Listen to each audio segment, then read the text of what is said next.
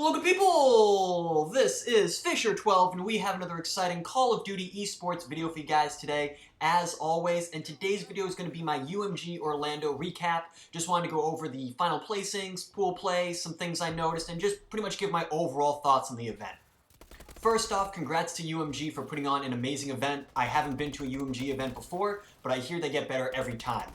But from a stream or a viewer perspective, the production value of the stream and the event was on point. The casting was on point as well. The stream schedule itself was good. I've seen a few posts on the subreddit already, and I agree with this, but there were extended periods of time where there was nothing on either stream when other matches were being played and could have been broadcasted, or more interviews or more analysis or something, but the general consensus was that they didn't show things on stream because they didn't want to get behind schedule for other matches that they had already planned to show on stream.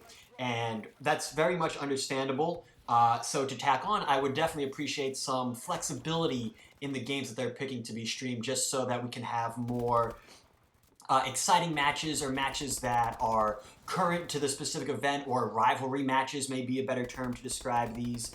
But just like to see more of those played on stream and get rid of the delays. But moving on to the gaming side of the event, a big congratulations to Optic Gaming for the win. This was truly a Cinderella story almost. They went from losing every match on Friday to winning every match. Actually, I think they lost every map on Friday too. I think they lost every map, every match on Friday, and then they went to winning every match, and I think every map but one or two of them on Saturday and Sunday. And then to add on to that, there were certain teams that needed to win certain games, and they did, and then those teams that lost ended up with a record that was not quite as good when matched up with Optics, and that allowed Optic to magically get out of pool play despite having the same actual record as another team in their pool. And then they went on to beat Stunner in the finals, who 3-0'd them initially on Friday, and kind of started that downhill slope towards pretty much getting eliminated from the event. And they brought it all the way back. Yeah, 3-0'd Stunner for the win, for the championship. They 3-0'd Stunner, the team that 3-0'd them on Friday. So again, this is pretty much like a story tale finish. So congratulations to Optic Gaming for being able to pull it out. But continuing on that track of pool play, I was really impressed with how Synergy, how they played in pool play. They won 4-0 in their pool, which had Denial and Envy in it. They picked up Embos for this event, and he played phenomenal. He was clearly the best one on his team. Even when his team was doing bad, he was still doing good. And I think this is going to be extremely beneficial for him as he looks for a new team. He kept a solid 1 KD at the event. Synergy placed 5th and 6th, so I see good things for Synergy in the near future, and I see good things for Embos in the near future. So shoutouts to them.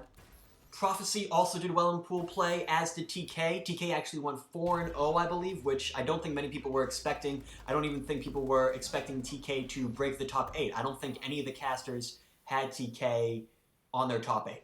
I did, because I knew that they were going to do it. But both of these teams did drop the ball when they got into bracket play, which is really unfortunate to see after their strong start in pool play. But I think these are two teams to keep an eye out for to make a roster change because of this.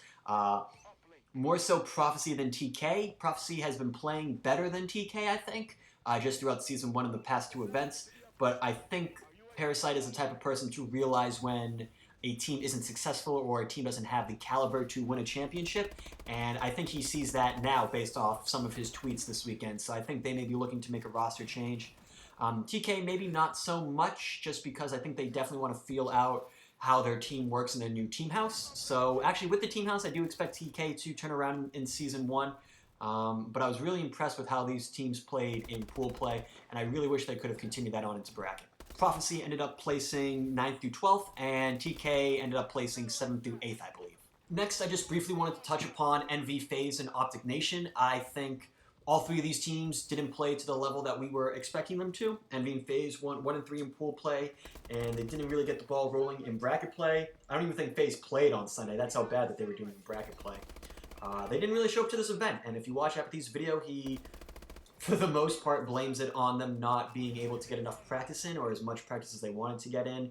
You'll hear Aches and Censor's name dropped a lot, which may share some more insight as to why they didn't do too well. I'm not really sure what the issue was with Envy. They seemed like they had a lot of practice in. They just seemed like they couldn't get the dots to click or the Dust Connect, I should say. I know that sometimes pro teams won't scrim lesser known or worse pro teams because they don't see it as real competition. So maybe that's what happened with Envy. Maybe they just got paired up against teams they hadn't scrimmed or prepared to play, and they weren't able to pull it through. Optic Nation, it's a little more excusable, I feel like. They obviously didn't play to the level that we wanted them to, but they have a new player. They've probably been practicing with Swanee for a week and a half, maybe 2 weeks now. So for them to just be tossed into an event with minimal practice, you really can't expect much out of them. They won 2-2 in pool play.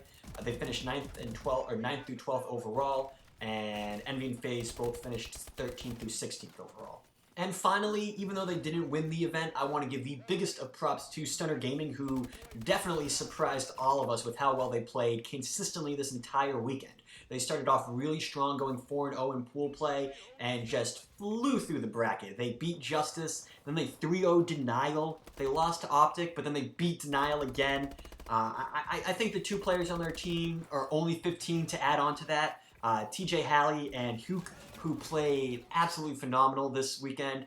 TJ Halley is really becoming one of those names you hear often. I think he's the next big player in our sport. His name really did start to come up a lot towards the end of Ghosts, actually more in the middle and then towards the end, but now he's becoming a name that you say with like replays and classic and slasher, those type of players. So I expect big things from him and Stunner Gaming moving forward. But those are my thoughts on UMG Orlando. I'm going to end the video here because it's already longer than I expected it to be. Let me know in the comments down below what you guys thought of the event. There's actually a rumor that the next UMG event is going to be in Sacramento. So I'm actually looking forward to that, or hoping that ends up being true, because I could use a warm, sunny vacation right now with all this freezing cold weather that we're having. But again, guys, that's going to do it for this video. If you enjoyed it, make sure to give the video a like and subscribe to the channel if you're new. Make sure to follow me on Twitter at FisherTwelve, same as the channel name. There will be a link down in the description alongside a link to my live stream at twitch.tv/FisherTwelve, live streaming Monday through Friday, 8 p.m. Eastern Standard Time. Hope to see you guys there. Hope you enjoyed the video, and take care.